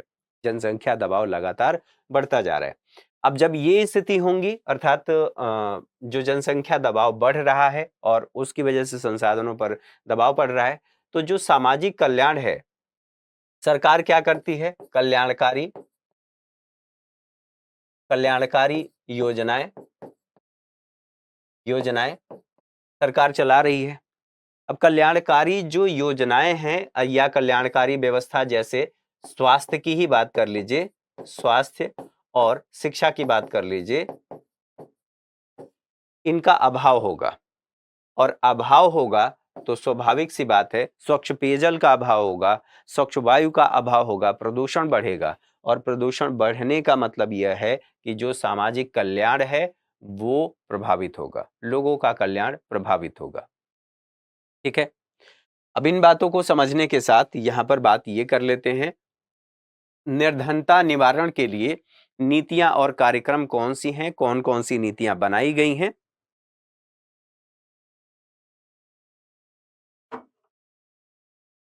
कौन कौन से कार्यक्रम बनाएंगे हैं। तो सरकार ने पंचवर्षीय योजनाओं के माध्यम से जो मैंने आप लोगों को बताया कि कार्यबल का गठन किया गया, चाहे अलग समिति की बात कर लीजिए या अलग अलग समय पर जो समितियां बनाई गई हैं, रंगराजन समिति, ठीक है, या फिर उससे संबंधित जितनी भी अन्य समितियां हैं, उन सभी समितियों को देख लीजिए। योजना आयोग में हर समय ये प्रयास किया गया है, योजना आयोग के माध्यम से, कि हम गरीबी रेखा का आकलन करें, उसका निर्धारण करें और उसको दूर करने का प्रयास करें। लेकिन 1 जनवरी 2015 में जब नीति आयोग उसका स्थान लिया, तो उसके बाद चीजें बदल गई हैं। बहरहाल पंचवर्षीय योजनाओं का उद्देश्य ही रहा है कि हम आर्थिक समृद्धि करें। ठीक है, अलग अलग क्षेत्रों में आर्थिक समृद्धि। अब यहां पर मैं कह रहा हूं कि अलग अलग क्षेत्रों में, कृषि क्षेत्र हो सकता है, औद्योगिक क्षेत्र हो सकता है, अन्य क्षेत्र हो सकते हैं, फिलहाल उनका उद्देश्य ये रहा है कि हम निर्धनता का निवारण करें।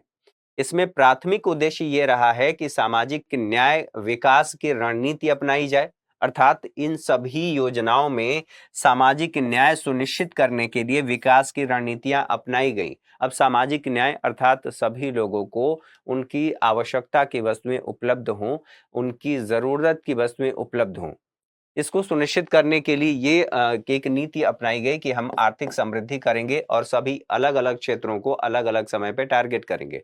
सबसे पहले पंचवर्षीय योजना में ये निर्धारित किया गया कि हम कृषि पर फोकस करते हैं, और कृषि को सुधारने के बाद हम भोजन की जो आवश्यकता है वो हम पूरा कर लेंगे। उसके बाद हम रोजगार पर, ठीक है, रोजगार पर ध्यान देंगे, और रोजगार की जब बात की जा रही है तो यहीं पर औद्योगिक, ठीक है, औद्योगिक क्षेत्र की बात आती है, इसके विकास पर फोकस किया गया, ताकि जो कृषि क्षेत्र में लोग बहुसंख्यक लोग निर्भर हैं रोजगार के लिए, वो यहाँ पर जाएं। लेकिन दुर्भाग्य से हम इसका सही मायने में विकास नहीं कर पाए, इसलिए जो औद्योगिक क्षेत्र है वो हमारी कृषि पर निर्भर आबादी को रोजगार देने में सक्षम नहीं हुआ, और रोजगार नहीं दिया तो फिर क्या करेंगे?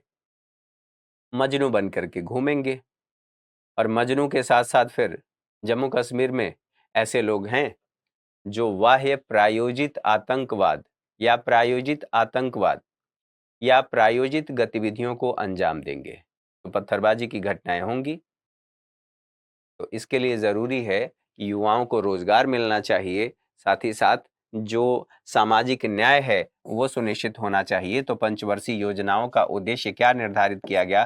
प्राथमिक उद्देश्य सामाजिक न्याय और विकास की रणनीति इसमें अपनाई गई। कुछ अन्य कार्यक्रम भी अपनाए गए, जैसे अन्य कार्यक्रम और योजनाएं, इसमें प्रधानमंत्री रोजगार योजना ग्रामीण और शहरी के माध्यम से इस क्षेत्र में रोजगार देने की व्यवस्था की गई। और साथ ही साथ 1990 की बात करें, इसे और डिटेल में समझेंगे, 1990 के आसपास स्वयं सहायता समूहों को बढ़ावा देने की कोशिश की गई, प्रोत्साहित किया गया। अब यहाँ ये बात समझ लेना जरूरी है कि स्वयं सहायता समूहों को बढ़ावा क्यों दिया गया। सरकार ने पहले ये किया कि भैया हम आप पर खर्च करेंगे, आपको न्यूनतम आवश्यकताएं, आपकी जो न्यूनतम आवश्यकताएं हैं हम उनको पूरा करेंगे। पहले काम के बदले अनाज दिया गया। अनाज देने के बाद फिर ये सुनिश्चित किया गया कि भैया केवल इतनी सी बात नहीं है कि केवल इससे काम नहीं चलेगा। अब क्या करें? धीरे धीरे रोजगार देने की बात कही गई, रोजगार के लिए प्रोत्साहित किया गया। अब इससे भी बात नहीं बनी तो ये देखा कि भैया कि रोजगार के साथ साथ हम निवेश की बात कर लें। अगर लोगों में निवेश की क्षमता बढ़ेगी, स्वरोजगार करेंगे। निवेश का मतलब यहाँ पर निवेश के लिए जब कहा जा रहा है तो यहाँ स्वरोजगार, स्वरोजगार, ठीक है। निवेश के माध्यम से। निवेश कब करेंगे? जब इन्हें ऋण मिलेगा। लेकिन सबसे बड़ी समस्या ये थी कि ग्रामीण क्षेत्र में लोगों को ऋण मिल ही नहीं पा रहा था। ऋण के लिए कौन सी व्यवस्था थी? मान लीजिए सबसे पहले काम के बदले अनाज, काम के बदले अनाज, ठीक है, ऐसे समझ लीजिए। काम के बदले अनाज दे दिया गया, आपके खाद्यान्न जरूरत पूरी हो गई। अब आपको क्या चाहिए? रोजगार चाहिए। रोजगार चाहिए तो फिर क्या करेंगे? रोजगार के लिए दो तरीके हैं। एक तो सरकार सरकार दे, दूसरा आप स्वरोजगार करें।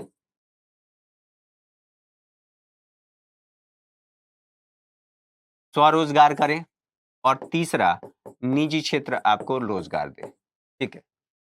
तो निजी क्षेत्र का विकास अगर आप लोगों को याद हो तो 1956 की जो औद्योगिक नीति थी, इससे इसको बढ़ावा नहीं दिया गया। मैक्सिमम चीजें यहां पर सार्वजनिक क्षेत्र की बात हुई। आप इसको सार्वजनिक क्षेत्र लिख लीजिए, सार्वजनिक क्षेत्र, ठीक है। इसमें इसमें सब लोगों को रोजगार नहीं मिल सकता था तो स्वरोजगार के लिए प्रेरित किया गया। हमने पहले बात कर ली कि 1956 में जो नीति अपनाई गई थी, निजी क्षेत्र को बढ़ावा दिया ही नहीं गया, क्योंकि अभी अभी हम एक कंपनी से मुक्त हुए थे, दूसरी कंपनी का वर्चस्व हमें झमेला नहीं चाहिए था। अब इसके लिए क्या किया गया? यहां पर स्वरोजगार करने के लिए क्या चाहिए? हमें ऋण चाहिए। ऋण कहां पर मिलेगा? ग्रामीण क्षेत्र में, ठीक है। ऋण कहां पर मिलेगा? दो बातें देख सकते हैं, औपचारिक और अनौपचारिक। अनौपचारिक, यहां पर शोषण अधिक हो रहा था, ठीक। शोषण अधिक क्यों हो रहा था? तो यहां ब्याज दर अधिक लिया जा रहा था और ब्याज दर के साथ साथ अन्य शोषण,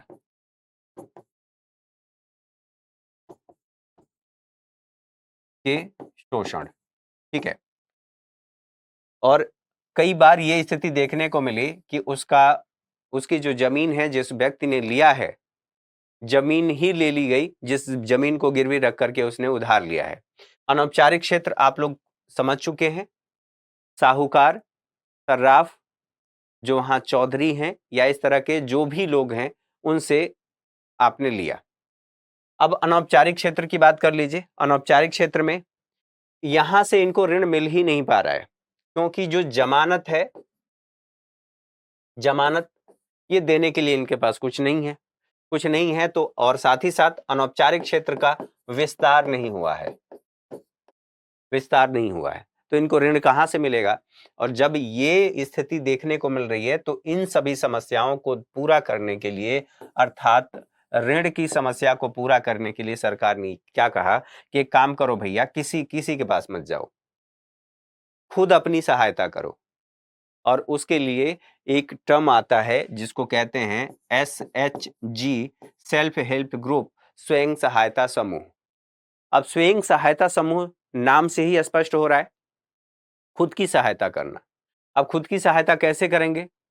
उसके लिए कहा गया कि एक काम करो, ये व्यवस्था आई कि समूह बनाओ।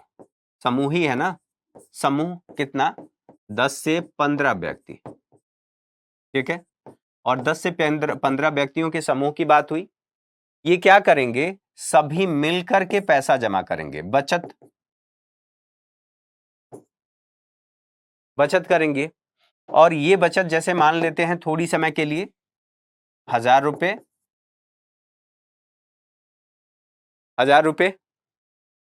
अगर 15 व्यक्ति हैं तो ये हो गया आपका 15,000 रुपये। और 15,000 रुपये इस 15 व्यक्तियों में से किसी व्यक्ति को अपना छोटा मोटा स्वरोजगार करने के लिए, छोटा सा अगर कोई दुकान खोलना है, कोई छोटा बिजनेस, अचार पापड़ के बिजनेस शुरू करना है, तो इसके लिए ये कहा गया कि इस पैसे से आप कर सकते हो। इसके लिए ब्याज निर्धारित है, सबकी सामूहिक जिम्मेदारी है। सभी व्यक्ति ने जमा किया, जिसको जरूरत है वो उतना ले गया और फिर इसमें ला करके जमा कर दिया। तो सभी व्यक्तियों का इसमें लाभ हो रहा है और यहां पर किसी अन्य व्यक्ति की जरूरत नहीं है, खुद से ही इन लोगों ने अपनी मेहनत अपनी मदद कर ली। इसीलिए कहा गया कि सेल्फ हेल्प ग्रुप है, स्वयं सहायता समूह है। और इससे जो सेल्फ हेल्प ग्रुप है इससे स्वरोजगार को बढ़ावा दिया गया। और स्वरोजगार को बढ़ावा देने का मतलब ये है कि जो गरीबी की समस्या है धीरे धीरे उससे निवारण देखने को मिलता है। तो ये जो स्थिति है, अगर आप लोगों को याद हो तो मैंने यहाँ पर बताया कि 1990 में क्यों किया जा रहा है, अगर याद हो तो बताइए।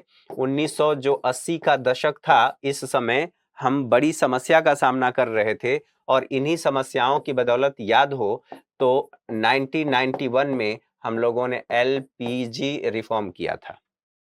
एलपीजी रिफॉर्म हमने उसी समय कर लिया था। क्यों किया था? कि हमारी जरूरत थी। अगर याद हो तो मैंने बताया था भुगतान बीओपी, बैलेंस ऑफ पेमेंट, भुगतान संतुलन की समस्या थी।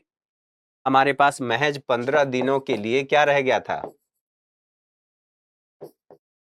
विदेशी मुद्रा भंडार रह गया था। तो ये बातें यहां पर समझ में आ गई। उसके बाद क्या किया गया? हम इसे जब 1991 का रिफॉर्म हो गया, फिर भी हमने देखा कि गरीबी अभी भी है। जो 1991 का रिफॉर्म हुआ है उसका लाभ सभी लोगों तक नहीं पहुंचा है। सभी लोगों तक नहीं पहुंचा है तो गरीबी की समस्या का समाधान करना है। तो इसके लिए मनरेगा 2005 में मनरेगा अधिनियम आया, 2006 में इसे लागू कर दिया गया और 6 में लागू करने के साथ साथ इसके माध्यम से एक और कोशिश की गई, इस दिशा में और प्रयास किया गया कि आधारभूत सुविधाएं हम उपलब्ध कराएं। और आधारभूत सुविधाओं को उपलब्ध कराने के साथ साथ यहीं पर एक काम किया गया, मनरेगा मनरेगा के साथ साथ आधारभूत सुविधाएं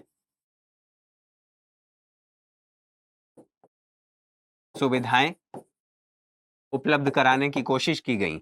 यहीं पर क्या किया गया, जैसे ये कहा गया कि भोजन की आवश्यकता है, तो भोजन पब्लिक डिस्ट्रीब्यूशन सिस्टम अर्थात सार्वजनिक वितरण प्रणाली के माध्यम से जो उनके भोजन की आवश्यकता थी, आधारभूत आवश्यकताएं, उनको पूरा किया गया कि भैया आपके पास भोजन नहीं है, खाद्यान्न नहीं है, तो एक काम करो, ये लो, आपको हम न्यूनतम दरों पर अर्थात 2 रुपये 3 रुपये किलो के हिसाब से आपको गेहूं और चावल दे रहे हैं। आप अपनी खाद्यान्न की जरूरत पूरा करो। आधारभूत आवश्यकताओं की आधारभूत सुविधाएं दी गई। अब यहां पर यह भी देखा गया कि बच्चे नहीं पढ़ रहे हैं, बच्चे नहीं पढ़ रहे हैं तो गरीब होंगे।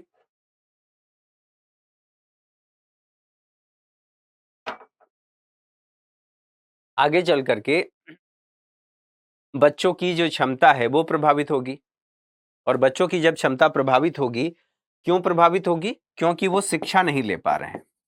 अब देखा गया कि शिक्षा नहीं ले पा रहे हैं। क्यों नहीं ले पा रहे हैं? क्योंकि उनके पास भोजन नहीं है और भोजन करने के लिए बच्चे स्कूल से दोपहर में जाते हैं घर और फिर वापस नहीं आते हैं, तो ड्रॉप आउट रेट बढ़ गया। ड्रॉप आउट रेट क्या? स्कूल में एडमिशन तो लिया लेकिन बच्चे बीच में पढ़ाई छोड़ दिए।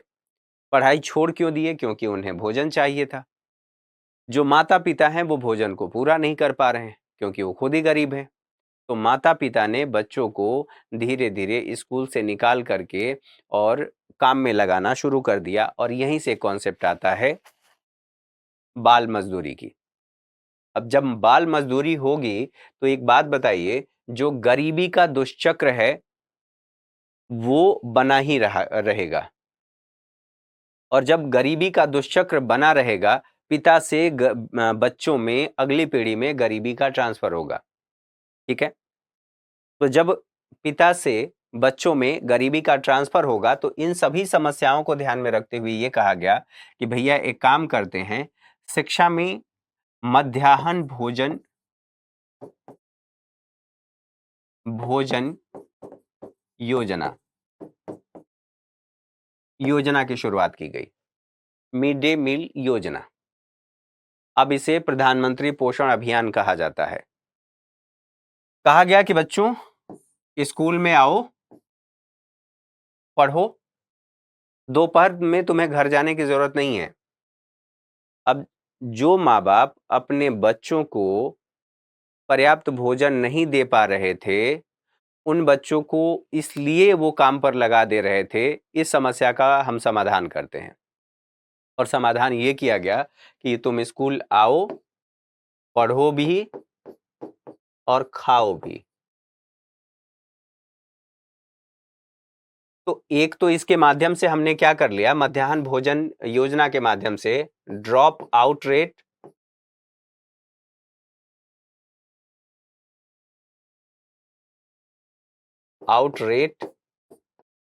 जो बढ़ गया था, इसे हमने कम कर लिया। हमने नामांकन बढ़ा लिया। और अगर आप लोगों ने पढ़ा होगा तो जो मध्याह्न भोजन योजना है, इसमें प्रोटीन की मात्रा, कैलोरी की मात्रा निर्धारित है। तो हमने यह भी कर लिया, जो उनके पोषण की आवश्यकता है वो भी हमने पूरा कर लिया। ठीक है, तो यहां इसके माध्यम से बहुत से उद्देश्यों को हमने पूरा कर लिया। साथ ही इसके जरिए गरीबी का दुष्चक्र दुष्चक्र इसको हमने यहीं पर ब्रेक करने की कोशिश की। ठीक, तो गरीबी का दुष्चक्र यहां पर ब्रेक हो रहा है। ये सभी रणनीतियां अपनाई गई, आधारभूत सुविधाएं उपलब्ध कराने की कोशिश की गई। साथ ही साथ पीडीएस, मैंने बात किया कि जो सार्वजनिक वितरण प्रणाली है, मिड डे मील स्कीम है, और एक और काम किया गया यहीं पर, ये कहा गया कि ये सब सारी चीजें तो हैं ही, अब पेंशन योजना की शुरुआत की गई कि आपकी सामाजिक सुरक्षा सुनिश्चित किया जाए, इसके लिए पेंशन योजना भी शुरू की गई। अगर आप लोगों ने पढ़ा होगा तो वृद्धा पेंशन और विधवा पेंशन, दो बातें, वृद्धा और विधवा विधवा पेंशन, ये अपने आप में महत्वपूर्ण है। तो ये सभी कार्य किए गए। अब गरीबी निवारण के लिए या निर्धनता निवारण के लिए त्रिआयामी रणनीति अपनाई गई। त्रिआयामी रणनीति, अब उसको एक बार देख लेते हैं, समझ लेते हैं। चलिए, सरकार ने गरीबी निवारण के लिए त्रिआयामी रणनीति अपनाई।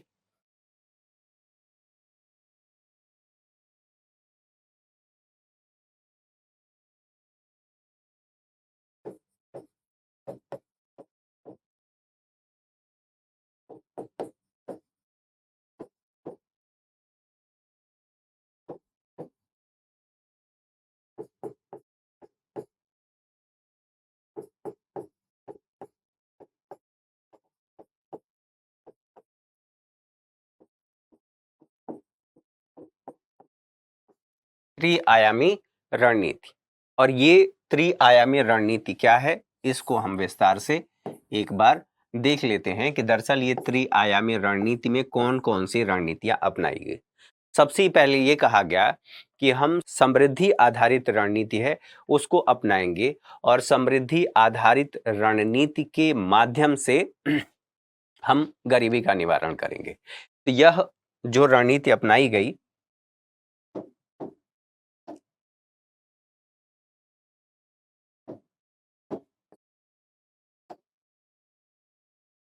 यहां पर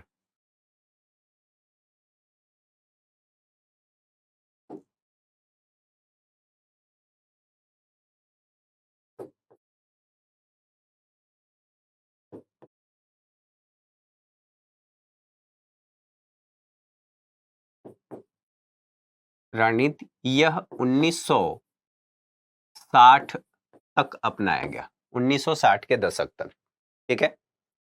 पहली पंचवर्षीय योजना जो शुरू हुई थी वह 1951 से लेकर के 1956 तक, और दूसरी फिर उसके आगे। तो 1960 तक इस रणनीति को अपनाया गया। फिर उसके बाद एक और रणनीति अपनाई गई, इसे कहा गया योजना आधारित रणनीति। ये 1961 के आसपास, 1961 में शुरू किया गया, और इसे कहा गया योजना आधारित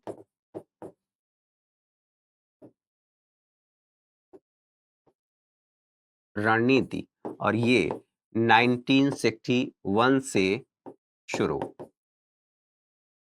शुरू किया गया। ठीक है। साथ ही साथ यह भी कहा गया कि केवल इससे काम नहीं चलेगा। अब काम कैसे चलेगा?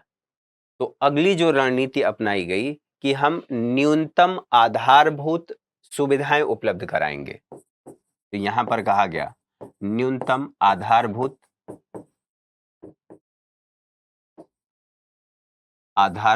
सुविधाएं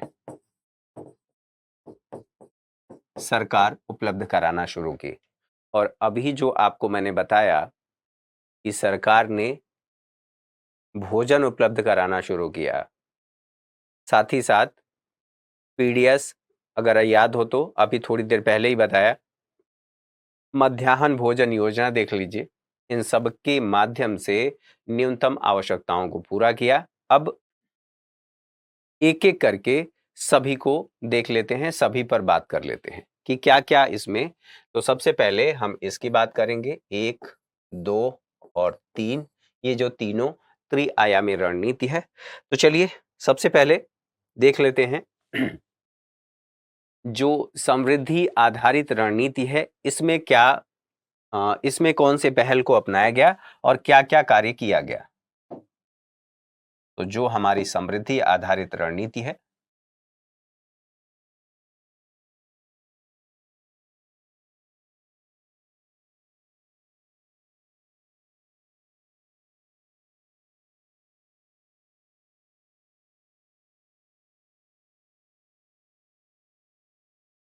समृद्धि आधारित रणनीति में हमें कुछ महत्वपूर्ण पहलुओं को ध्यान रखना होगा। तो इसको हम लोग अगली क्लास में शुरू करते हैं, क्योंकि आज के सेशन में अगली क्लास है और क्लास शुरू होने वाली है। तो आज के लिए इतना ही। समृद्धि आधारित रणनीति को कल के सेशन में हम विस्तार से समझेंगे, उस पर बात करेंगे। Thank you for watching.